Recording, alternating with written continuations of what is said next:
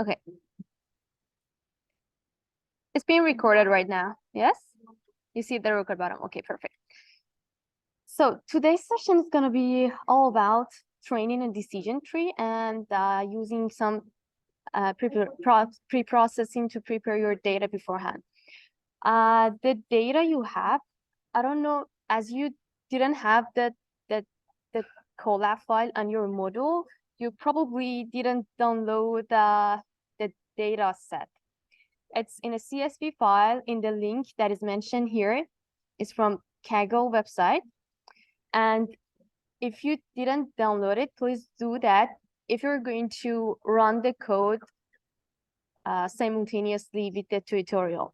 So there is numerous, I think there's 4 CSV files in there. I can also check it with you. Oh, I don't have it here. It's in my laptop. So there's something named train data. Yes, we have it here. There's both train data and train data dictionary. So you don't use train data dictionary. You need to upload train data in your Google Drive file. So if you're going to use Google Colab, the same file. Once you uploaded the file, you could go ahead and upload that CSV.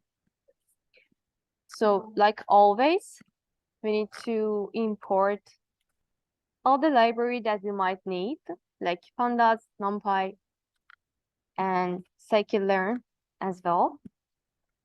Here, we're going to upload the CSV file from our drive. So you might know that if you are going to upload a CSV from your drive, you need to mount that to your current drive directory, okay? After doing this drive.mount, you have access to your Google Drive, and you can give the directory here and access the file. So it's train data.csv. Good. After you upload that,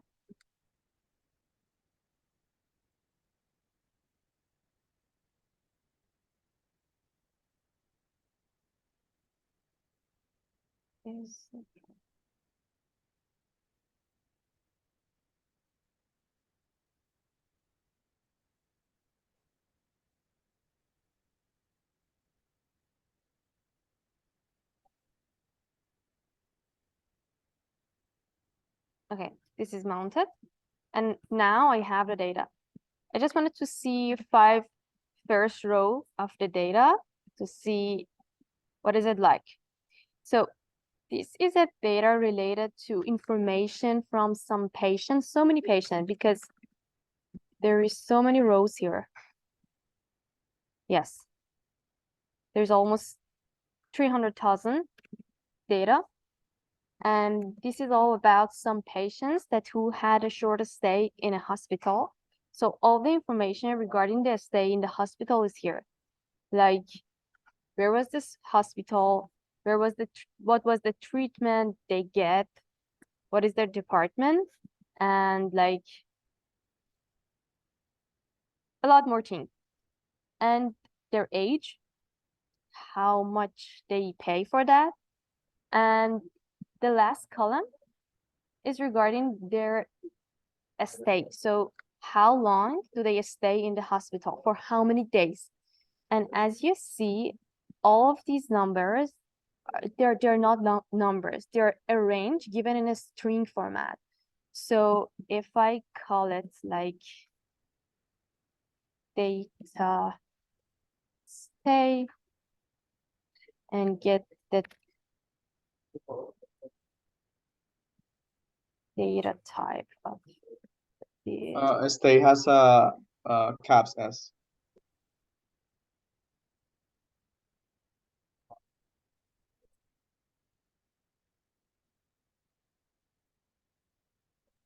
The S in stay is caps in the table. Okay, let me see. Okay, so it's stay.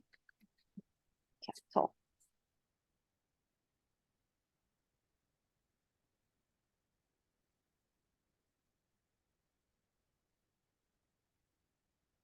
So this is my, oh my God. This is my stay column. And you see the data types object. I mean, like the whole thing is object, but the type of the items here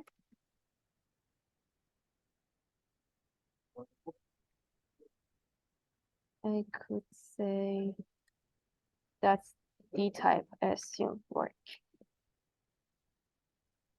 As attributes. Attribute is 0. I expect it to be a string.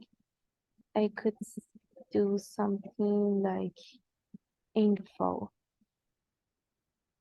It's better. Okay. By info, I also could get the type of the objects. So probably it's a predefined objects with no proper like data type. I'm not sure why it's object, but it's not integer. It's not float. And it's like something like a string. So you cannot use that as integer and do some like regression training on that. So I'm going to say these columns like stay or like department, probably is objects is for string. Department, ward type, like ward facility code, they're all string and they are categorical. So we do not have a numerical data here, it's all categorical. And we talked about categorical data set before. We need to do some change on them because they're just categories and you need to encode them in numerical objects. So like we talked about one-hot encoding before, how you could convert a like multi-class target to some numerical target because you need the numbers, okay? So later on, we will see that what is important for us is a state, and we are going to predict the number of the stay, the number of days that a patient has stayed in the hospital. And as you see, so it's not numerical and it needs to be encoded. Okay, what else do we need to know before doing everything? We need to just realize what is the data set is telling us. We scan some of the like columns to see what could be the information. We saw there is like so many categorical things here, and some of them are integer, like their bed grade, or maybe the number of visitors with each patient. Okay, now that we have a overall like generalization from this data set, we could do some pre-processing.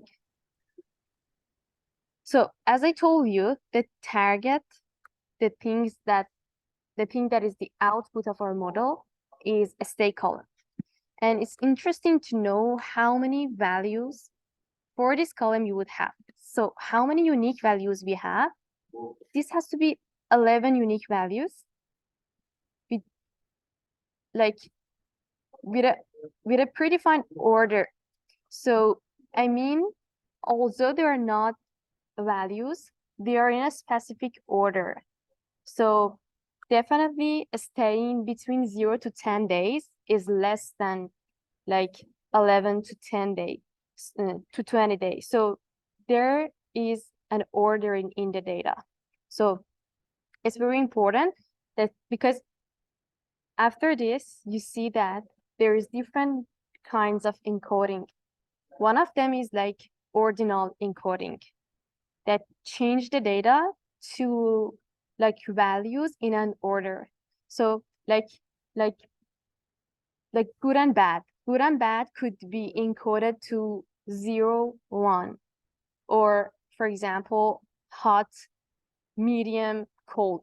So it could be converted to 1, 2, 3 because hot is like greater than cold. So there is a criteria for comparing these values. So this is when you need to do the ordinal encoding. Okay.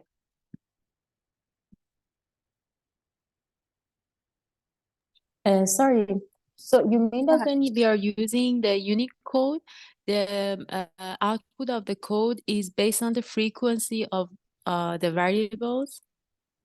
I mean that, for example, 0 to 10, it has more frequency in compare with 40 to 50? Not frequency. I'm just comparing their value. For example, if you see like the head of this data set, you could see that. You could see that, for example, the first patient has stayed in the hospital for less than 10 days. The second one Okay. has stayed between 41 and 50. These are like chunks of number of the days. It's not very I see. important to that hospital for gathering the data to see how many specific days they spent in the hospital. They present Yes. like a range, not like a value. And this range is just a string. So, and these can be compared to each other. So 10 days is definitely less than like being in this period, 41 to 50 days. So to do a correct like training, although you can do that with decision tree. Decision tree is one of the learning models that accept both categorical and numerical data simultaneously. So you could train decision tree on such a data set, but not in scikit-learn decision tree. Scikit-learn decision tree only accepts numerical value. So if you wrote your decision tree class by yourself, you could design it such a way that accept categorical variable, but scikit-learn decision tree needs to have numerical values. So you need to do like encoding later on, okay? And so we saw the unique like values for the state. Here is telling that the hospital management has identified the following subset of columns, which are these, because for the manager, only these columns make sense to do like the prediction task. So here we are separating them and we are just focusing on the data, on the data set, including all these columns. So what is important for us are the set of these columns. See how they filter that? We have a list of important names of our column. And just don't do my mistake. Every name should be exactly the same as what appears in your data frame. You filter the columns based on these given columns, based on these given names, column names, and then the data is filtered. So what is the shape of data right now? We have 9 columns right here. Okay, previously it was more. Okay, one more thing that we need to check is to check the null values. So if we have a null value, we talked about that before. We could do some procedure. We could just ignore the null values and just omit all the rows, including null values, or we could fill them with some important value, like the mean or the mode, everything that makes sense for our data set. But here, we prefer to drop all rows with null values, not just filling them, because we don't have the knowledge to see which procedure is better for us. I mean, with which values we could fill the null values. Okay, so to see the null values, we had a comment, is null. Is null is returning true and false. So if its null value is returning true, so by itself is not working. This is why I'm asking for sum. So you call sum on the isNull method, and it will show you all number of, like, the sum of all the trues that shows there is a null value. And so consequently, it's the total number of null values. So what you see is that there is only null values in bed grade. And as we had a very huge data set, it's okay to just remove them. So we are not losing a lot. We're just losing 100 rows from 300,000 rows. Okay, so that's nothing. So how to drop nulls? There is a method here, drop null. And we know that if you're going to save all the changes in the original data set, we could use in place equal to true. If it was false, it's not implementing, it's not applying the change in the data frame. And you need to make a copy of it to another data to save your changes. So why not? And we pass through to in place. So we are dropping the nulls, and after dropping the nulls, all the index need to be changed, need to be reset, because assume, for example, there is 0, 1, 2, 3, 4, and 4 is having a null value. You're dropping 4, so the index is not ordered and they're not appropriate anymore for your data set. So remember to reset your index to make it again from like 0 to n. After that, I printed the number of remaining rows, okay? And some of them are like 113 of them are removed. Good? So far, so good? Okay. I just have one question, so sorry. Could you go back? To here? Could you re-explain what the data.reset do, reset index? I didn't hear you. Could you please? No, it's okay. So the data.reset index, what does it do again? The data reset index is resetting your index from 0 to like n, assuming you have 10 data rows, okay? So in the data frame, your index is 0, 1, 2, 3 to 9, right? Oh, okay. Yes, after realizing there is some null value, so the row is just ignored and is dropped from the data sets.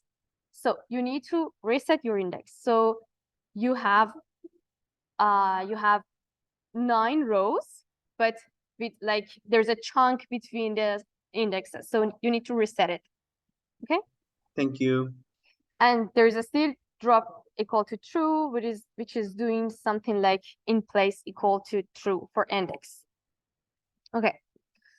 As I told you, some of the columns, some of the features are categorical.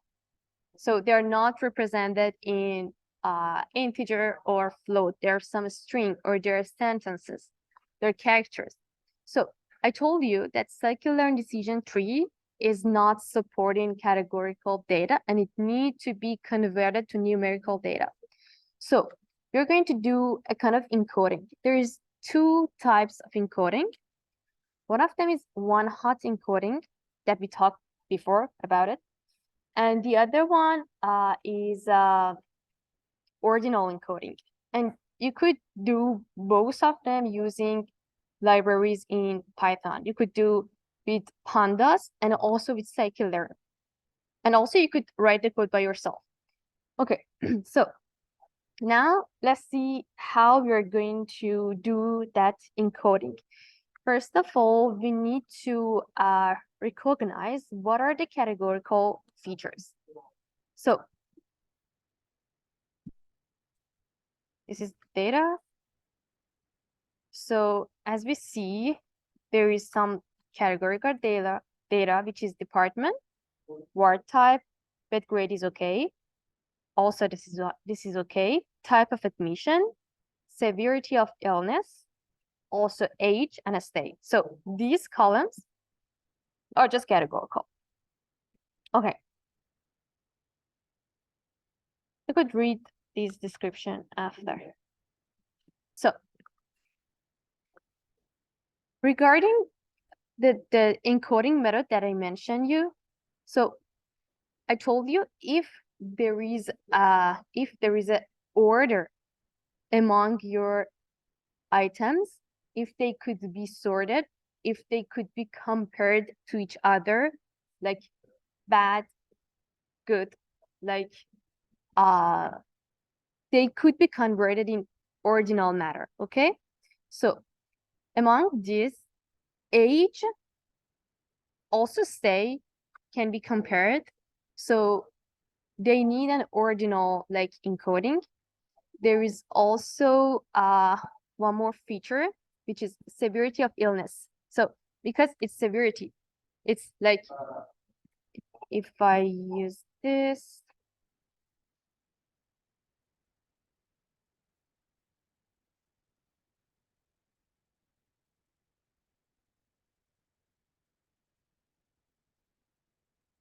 you see the value. So it's extreme, moderate, and minor. You could compare them.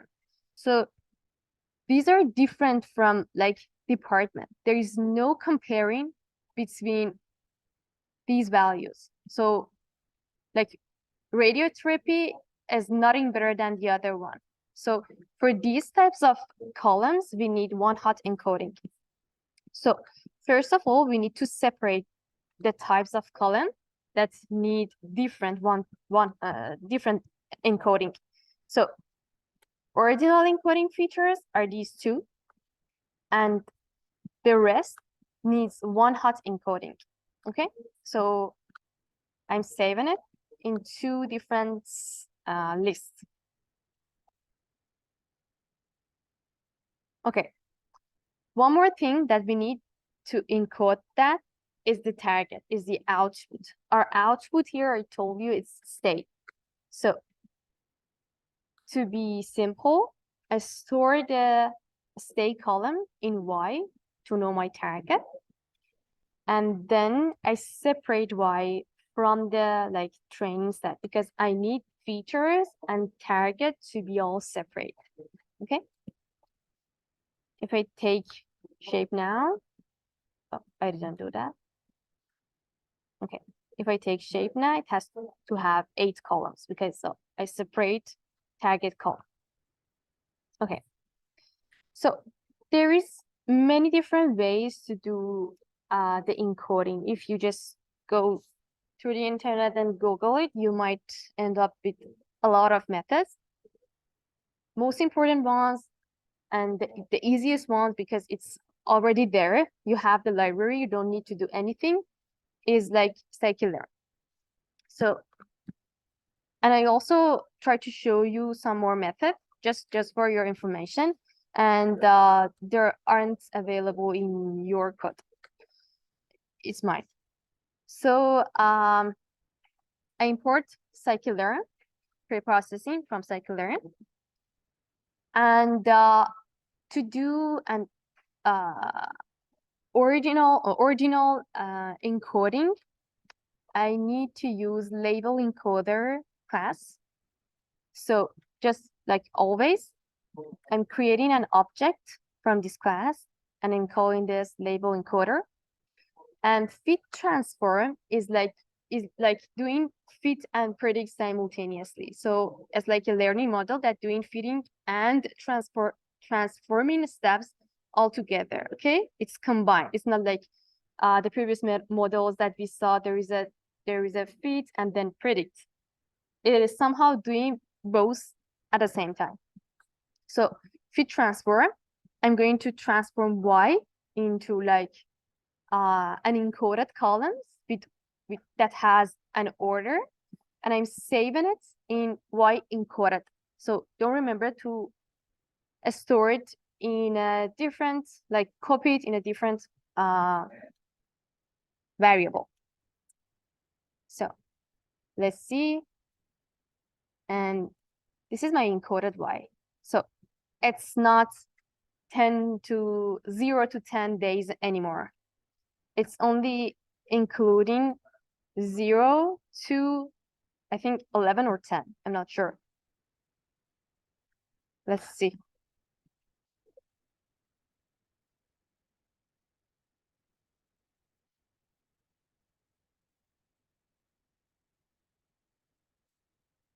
We need to use np.unique.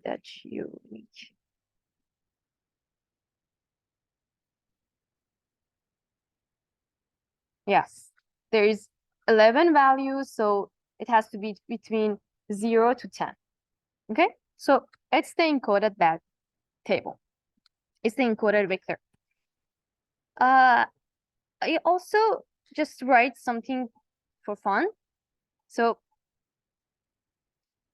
does anyone know what is this? What is this line of code? What we call it? Call this syntax.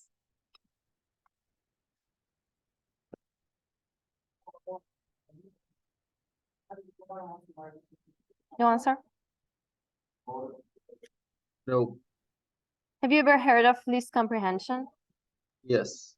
Okay, so is it a list comprehension?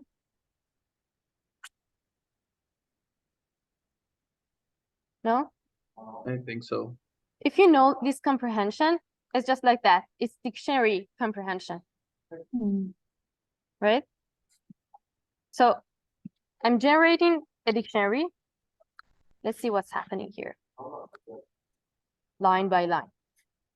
So So actually it shows each classes with the values, yeah? exactly, this is what it is. But Mm. I'm just asking about the whole structure, what's Oh. happening behind that. You see, I'm taking a sort from unique values of y. Y was between like string values, categories, and each specific value is mapped with some order number. Okay, so this is y. Let's see what it is. This is y, we know that. And we know there is some 11 unique values. So these are the values. And I told you there's an order. So now that we know there is an order, probably np.sort works. Because by this, I'm going to do the encoding by myself, not using the scikit-learn library, okay? So I'm sorting this, and I need to tell Python to consider 0 for this value, 1 for this, 2 for this, and so on, okay? So I could create these values in anything, a list or a dictionary. A dictionary is more beautiful, it's not ugly. So I could enumerate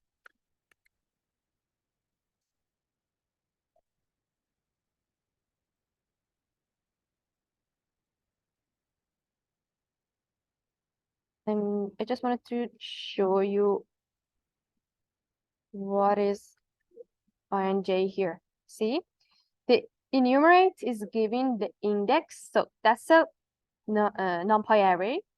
By enumerate, you have both the index and the value simultaneously, okay? And this is exactly what I was going to use in my encoding process.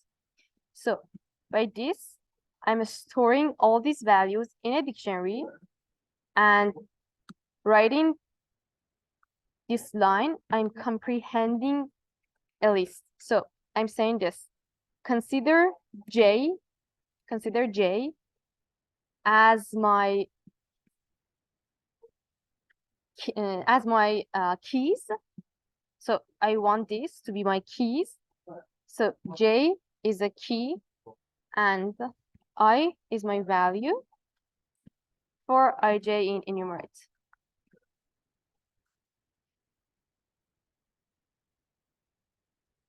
Okay, so I generated a dictionary using these keys, the string object and the values. Okay, now that I have this dictionary, I'm storing it in dictionary A. Okay, now that I have this dictionary, I can use map function. Map function is is like comparing all the values in Y with my keys in this dictionary and puts the value in the dictionary as a new column. So this is what map is doing. See? So it's basically doing the encoding this line for me. And it's giving me a new like a new data frame with encoded values. So you could do something just like this. Okay? And store it as Y encoded. I just wanted you to see here that there's nothing very magical behind like scikit-learn libraries. Everything has been written, but definitely all of them are not as simple, like as simple as this. Okay.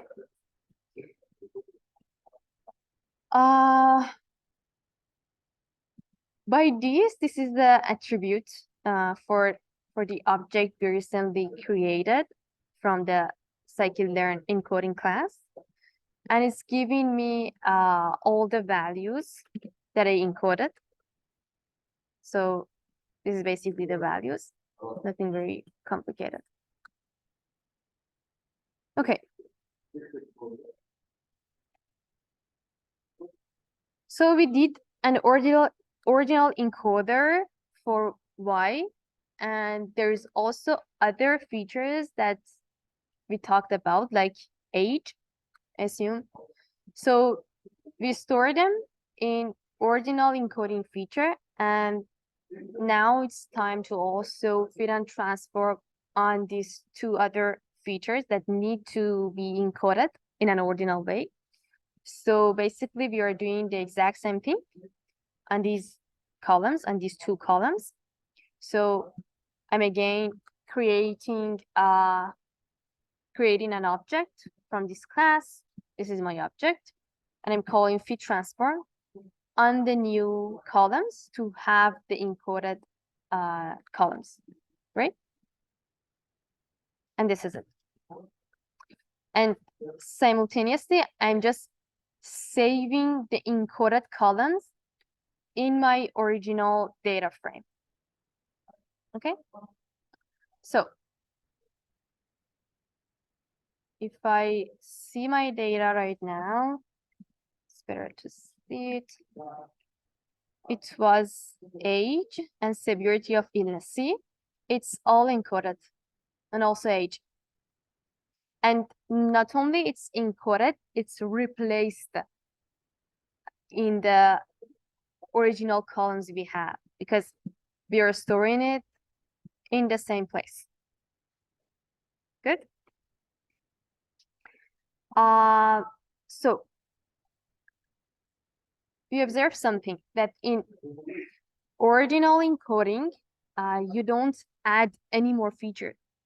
So you're doing all the modification on the same column.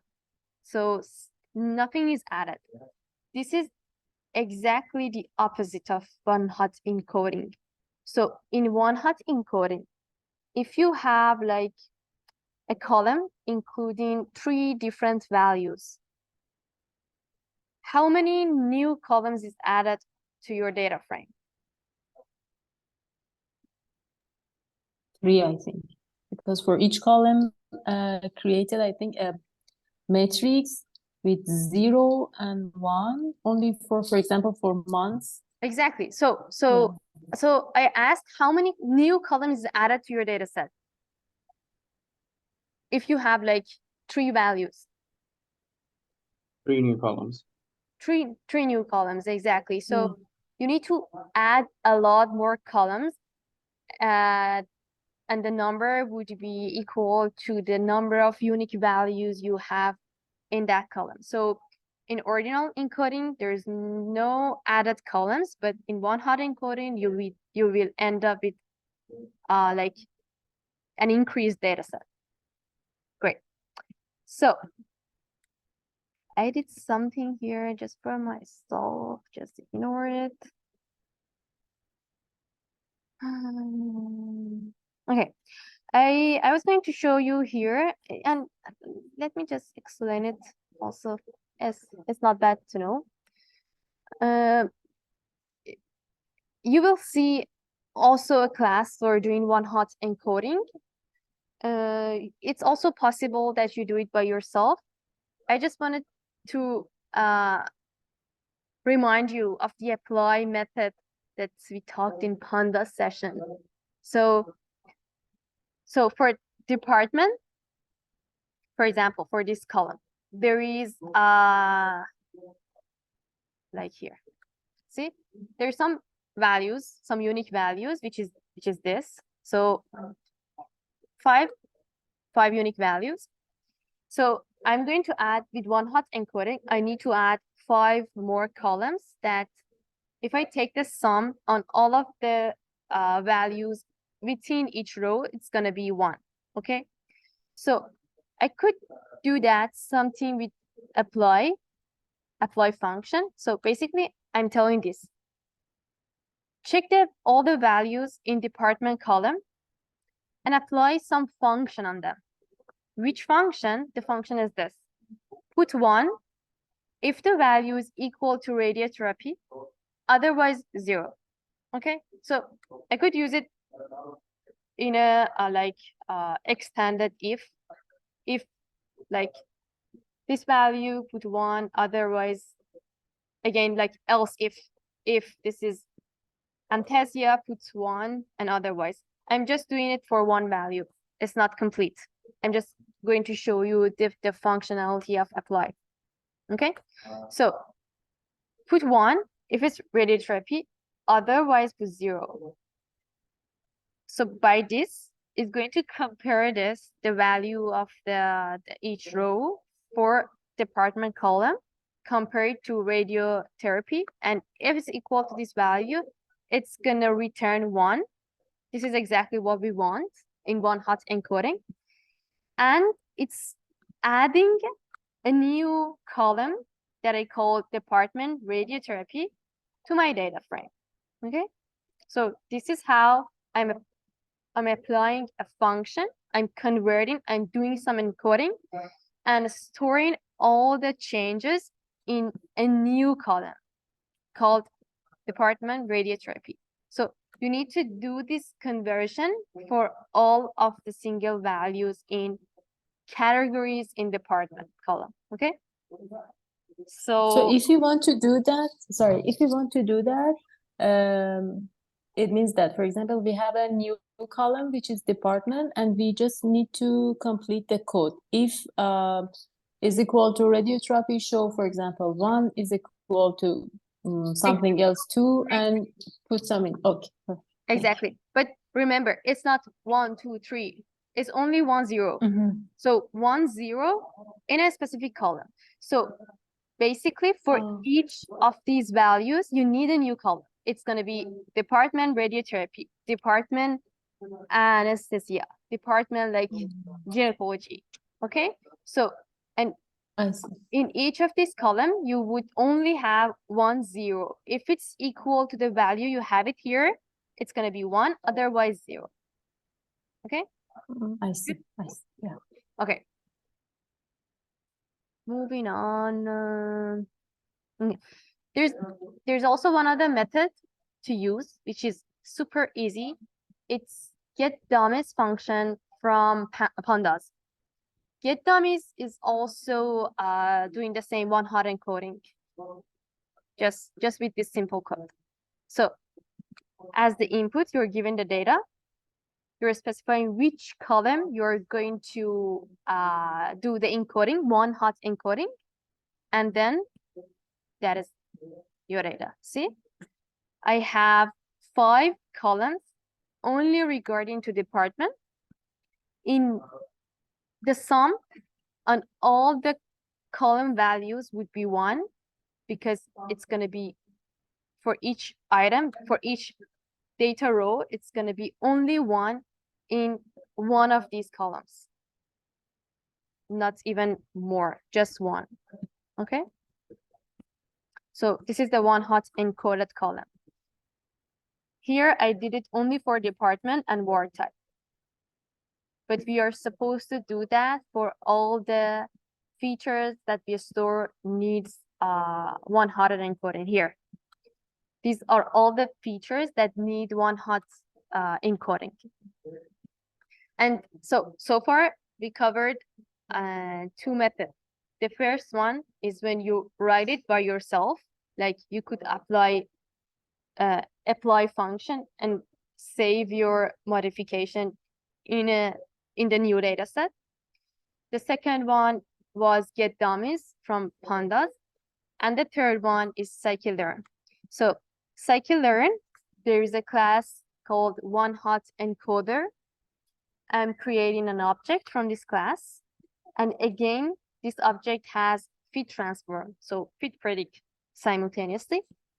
I'm giving the data to it, okay, as the input, the data, but which data? Only the columns that need one hot encoding, okay? Only the features that needs it. So it's gonna return the encoded columns.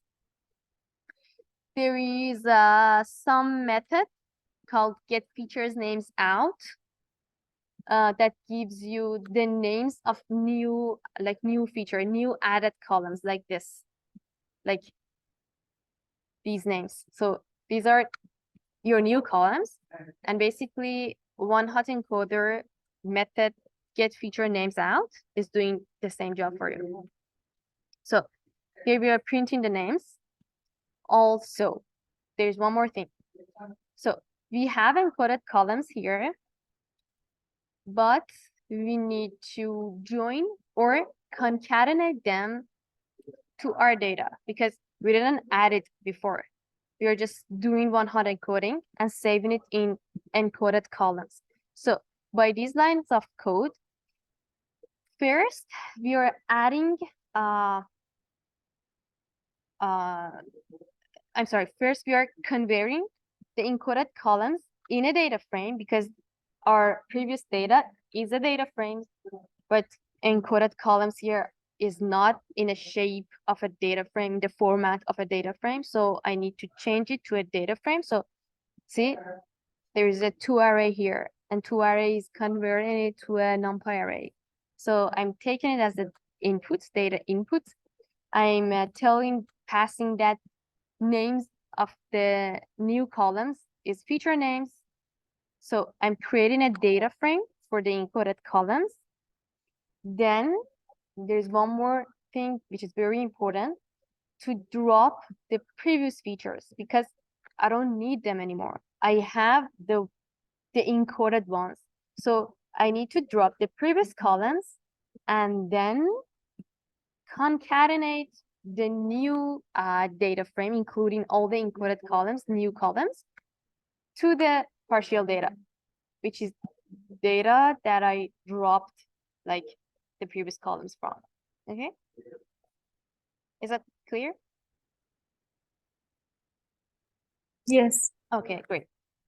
Okay, so this is the name of the new columns that I told you. See, it's like automatically adding the name of the value by an underscore to the name of the column that we had before. So we have the new data here. And if you compare the shape of the data, it's way more. So I have 11 more columns comparing to the initial data frame I had. Okay. So, and remember, always have a copy of it. Do not do all this modification in your original data frame. So basically, we are done doing all the pre-processing and we are ready to train our model. So again, we are using one of the scikit-learn libraries, which is train test split. We have done it before. So my new data frame is now data fully encoded. I'm passing it as the input. I have the target. Target is also encoded, so everything is ready. I'm considering 30% test sites and 70% train sites. So splitting the data to train and test set. Good. Okay. To have an insight of the data, here we are plotting a histogram of the target values to see, this is a histogram. It's all on the target, which is Y train. So if you see the frequency of like value around 2 is higher. So you could see it's not a balanced data set. In a balanced data set, you would have completely equal portion of different values in your target. For example, if you had a target including 3 separate values, like 1, 2, 3, it could have 30%, 33% for each of these values. So if it was like this, it was a balanced data set. But this is not a balanced data set. And it's very important to know, because later on, if you're going to like plot some metric curve like RC, you need to pay attention to this, because RC is not suitable for unbalanced data, and you need to use precision recall. Okay.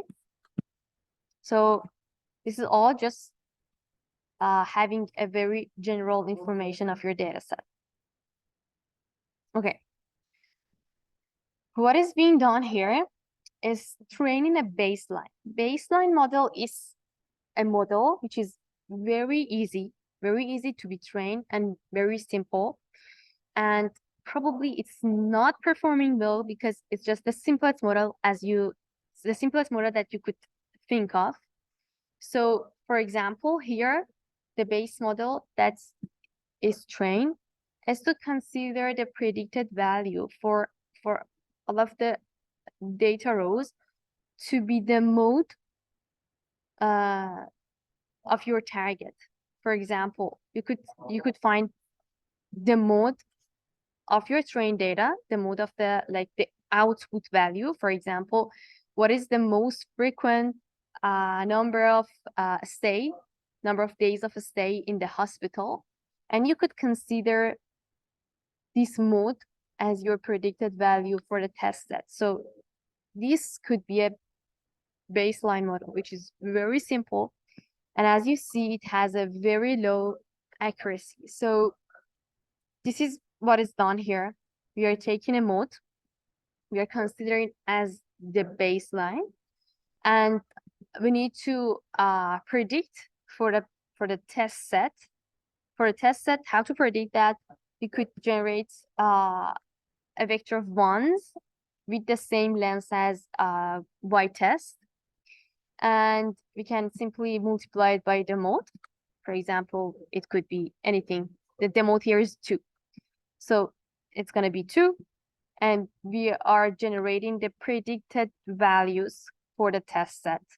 After generating that, we are again using a metric from Scikit-Learn, which is accuracy. What is accuracy? It's just comparing the real value and the predicted value, and dividing the sum of the true prediction by the total number of your test sets. So this is how we calculate accuracy.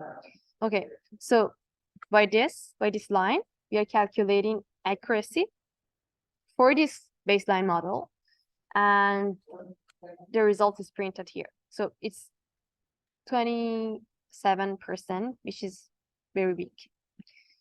So I told you the baseline is just for comparing, to have an idea of how could be in the worst case, like if you do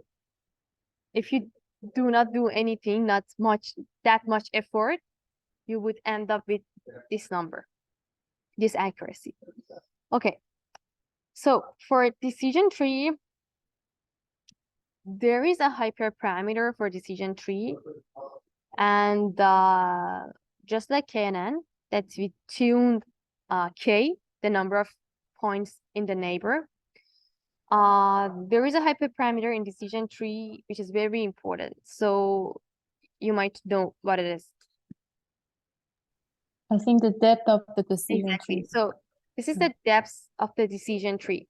The depth of decision tree, so it's a hyperparameter, is very important to realize which value could fit your data set better, because if you increase the depth of the tree, what is done is that you would end up with so many leaf nodes, and your model is more complex, and basically you're increasing your training accuracy and also the chance of overfitting. So decision tree has a high variance.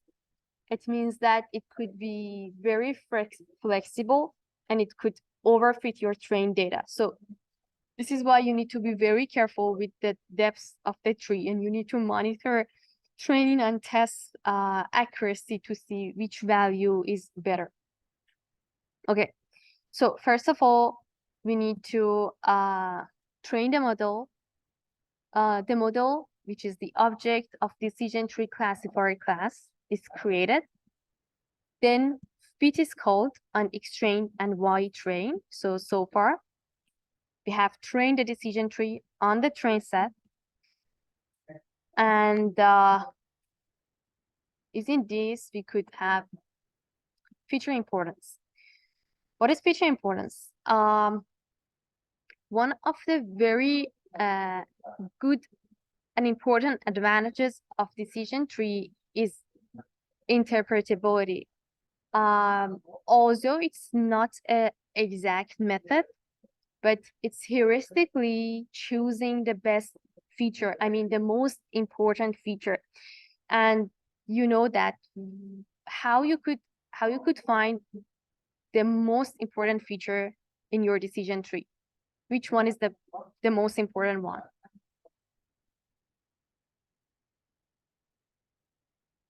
So which one has the highest impact on your train model? Which feature? Maybe the most repeated or which has a highest weight. No, not most repeated. So if I ask you, I have a decision tree and I would like to know, based on this decision tree, which feature is the most important one, which has the highest impact on my prediction. According to the lecture that we have, I think that which feature has a highest gain has the highest impact on the model. Okay. So which feature Yeah. has the highest gain? You're right. So, but which Yeah. feature has the highest gain? The feature in the root. So in a decision tree, you have a first root, and then from that root, you're gonna have some branches. And then you create some leaf nodes. Again, you branch on the nodes. And finally, when the maximum depth is reached, all the nodes are leaf nodes. Okay, so basically the very, very most important one, if you could choose one of them, is the one that you first split. Start. Exactly. So you first start with the root. This one is the most important one. And it's a very good option that decision tree will give us. Decision tree shows us the importance of the feature. And in scikit-learn, they have defined an attribute which is named feature importance, that by numbers, somehow they have calculated it. There's some math behind that. And they're showing the importance of each feature to us. Okay, so in scikit-learn, you could have it in this array. And see here, I sorted because it's from the least to the most. I sort it and convert it because I just want the last three one. So it means the most important ones are these three columns. So it means that it has these three columns has the highest impact on your outputs. If you were to choose among all these 11 columns, I don't know, 19 columns, you could only do your training with these columns, okay? So what else we could have from this model? There is a method, get depths, that can gives us the maximum depth of the tree we already have. It could gives us also the number of leaf nodes. You could see here. It's 29. It's 29, and the number of leaves are here. Okay. Okay. So having this train model, we need to calculate a score of the model on both train and test. So these numbers are accuracy of training accuracy from the previously trained model. And also we can predict the values on the test sets. So these are the predictions, just to show you, but I don't think it's like presenting anything. But here we have something. There is a score here, which is accuracy for test sets. So this is test accuracy. And as you see, it's not that much, but it's still something. At least it's higher than like the base model. So we have training accuracy like 51. If it's me handling this data set, I would know maybe decision tree is not a best fit for my like data set. Maybe I could try some other learning models, but this is not the aim of this tutorial. It's just to learn how to apply decision tree. But one thing that is important is this. Currently, training model is a lot higher than test. Training accuracy is a lot higher than test accuracy. So we might have end up overfitting. So this is when we need to like evaluate the different values of the hyperparameter, which is maximum depth. So here we're considering maximum depth of 7 and do all the training again to see what might happen. So training accuracy is lower, it's getting worse, but test accuracy is a little bit, yes, this is higher. So maybe 7 is better, because in the end, what matters is test accuracy. But you could do a validation process here. And if you wanted to do that, you need to apply it on a validation set, not a train set. So having this data set, which is a huge actually data set, so you could split the training set again into train and validation, and do this part that I've done here on your validation set, just for the sake of like seeing what happens here. I'm just training it on comparing it on the test set. So if you're going to do that, please go and try it on validation set.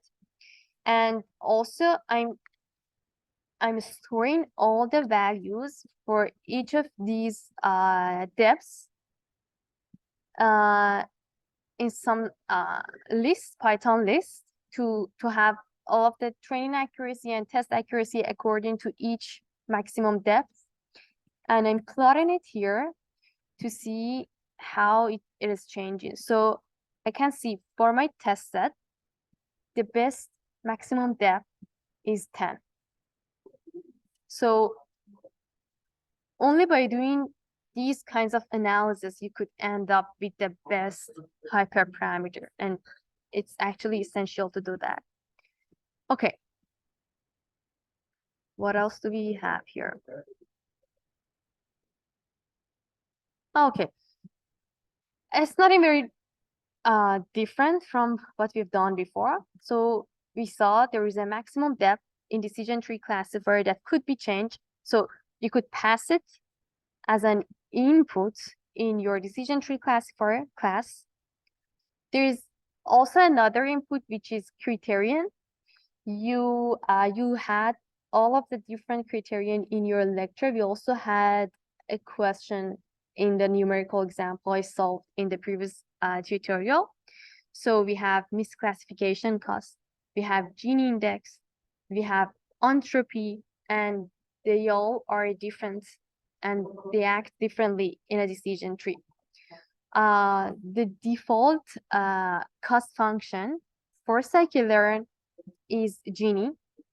So you could change it by passing it as an input to your class. And if you change it, you could see a difference. So sometimes it's worse. You do also a tuning on your like classification costs. Okay. So by this, we're defining that we need the criterion to be Gini. It could be entropy. It could be like misclassification cost and so on. So with Gini, we are training on maximum tree depths of 10, and this is what we end up. So it's like a little bit better of what we did before. It's 39% test accuracy. Okay, there's also one other option, which is a very good one in decision tree, because we can visualize the decision tree in Python. I mean, you could basically draw the tree you have trained, okay? Which is done by plot3. So now that I have trained my model, which is decision tree model, I could give it as an input to the plot3 and draw the tree. And another input is the maximum depths you might want. I'm going to change it to 2 to see how it's different. See, there is a root here. So it's level 0, then level 1, and level 2. Because it's a very huge tree, we choose to have only 3 levels.